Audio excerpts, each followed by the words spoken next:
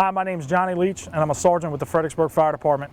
Today we're going to do a short video and describe how we expect you and all the other candidates to handle the physical agility and the written test.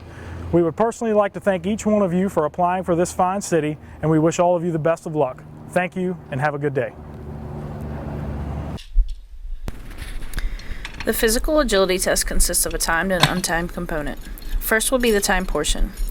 Candidates will be expected to complete 9 skills within an 8-minute time limit.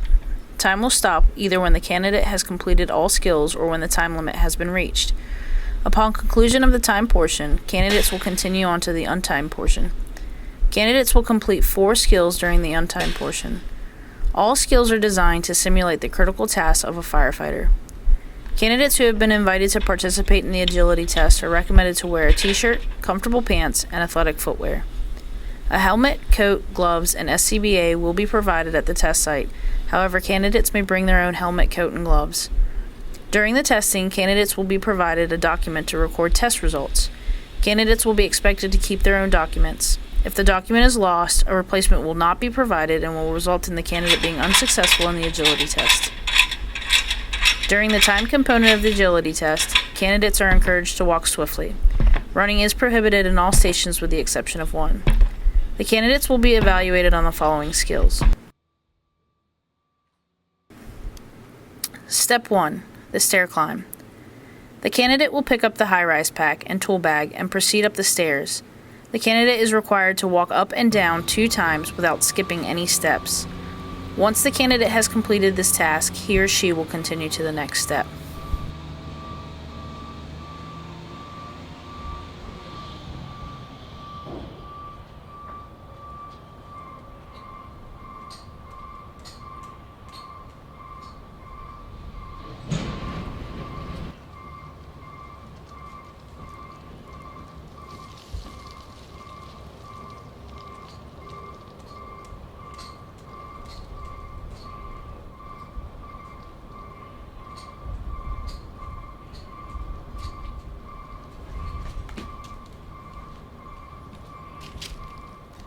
Step 2.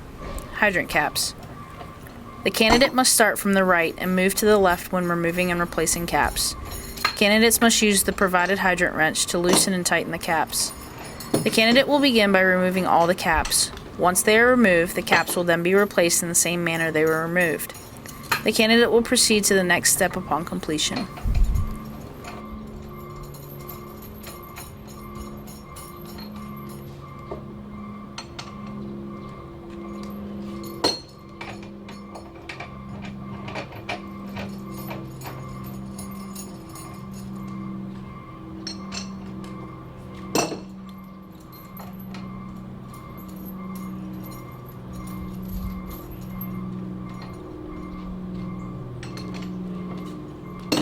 Step 3.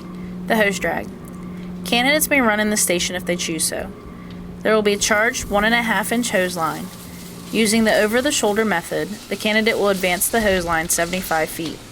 During this time, the candidate will maintain control of the hose line and nozzle.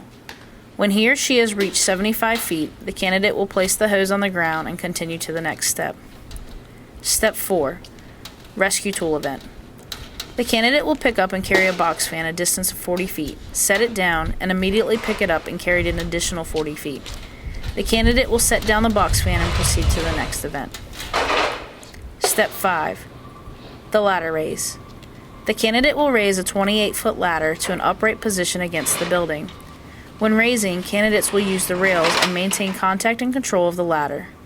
Once the ladder has been raised and placed against the building, the candidate will continue to the next step. Step 6. The hose pull. The candidate will get down on one or both knees within the designated area. He or she will pull the previously stretched hose line using a hand-over-hand method until the nozzle has reached the candidate. Candidates will maintain either one or both knees on the ground and must stay in the designated area. Once the nozzle has reached the candidate, he or she will continue to the next event. Step 7. The rescue drag. The candidate will drag a 165-pound dummy a total distance of 80 feet. The candidate may use the webbing attached to the dummy, however, it shall never be wrapped around the dummy's head or neck. The candidate will drag the dummy 40 feet to a marked line, turn around, and drag the dummy back to the start line. Once the candidate and dummy pass the start-finish line, he or she may continue to the next step. Step 8. The 24-foot ladder extension. The candidate must fully extend and retract a 24-foot extension ladder using a hand-over-hand method. Candidates must maintain control of the halyard at all times. Failure to do so will result in the candidate being unsuccessful in the agility test. Step 9. Forcible entry. The candidate will take a 10-pound sledgehammer and hit a tire that is lying on a table 36 inches high. They must move the tire a distance of 24 inches. Once the tire crosses the 24-inch line, time will be stopped. The candidate will be informed of their time. If the candidate has successfully passed the timed component, he or she will continue on to the untimed skills. There are 4 untimed stations that you will need to complete to successfully pass the agility test. The candidate will be responsible to ensure completion of all 4 events. In no particular order, the candidates will be evaluated on the following untimed skills. The balance beam station. It will be located in the bay. Candidates are allowed 2 chances to go down the beam and back. If the candidate fails the first attempt, he or she may restart at the end of the beam.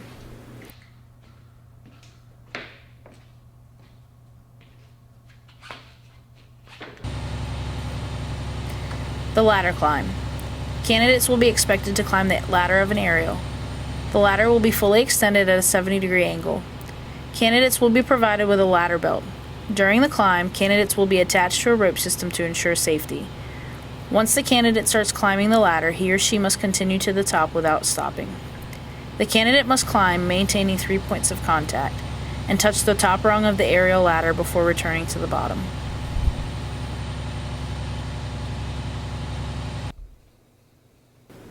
The Blackout mask event. The candidate will be provided a blacked out mask and will be seated in a dark room. The applicant must sit in the room for 3 minutes with the blackout mask on. At no point will the candidate take the mask off. The final station is the Inline Immobilization station.